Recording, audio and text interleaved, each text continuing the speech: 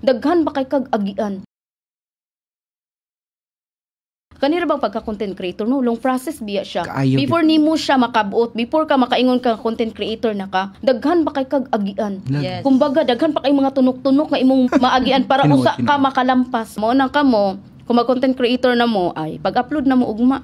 Wala dugay. Ang lisod mo, ani kanang pagsugod lang. Pagsugod. Upload lang sa sugod dayon. Dito na din katun along the way. Kana man gud siya sa pagsugod pa jud is mga pa jud ka. Di pa jud ka kabalo, pa ka kabalo sa technique o sa imong buhaton. Kumbaga pagkadugayan na nimo madugay na ka makabalo na din ka unsa nimo pag-vlog, unsa nimo technique, unsa imong buhaton. So inaana na siya mo nang ayo pag-ingon nga pag mag-upload ka karon nag-milyon na ka ugma. Ay dili. Diba? Dili biya inana. Dili siya inana. Kung mangandoy mo, kamo ang bahala sa iyong pangandoy, kamoy tabang. Ayaw mo pagtanaw sa uban ug ayaw po niyo ikumpara iyong kaugalingon sa uban. Yes. Kay lahi ang ato ang kaugalingon, lahi pud ilaha, lahi man atong dalan, lahi pud ilaha.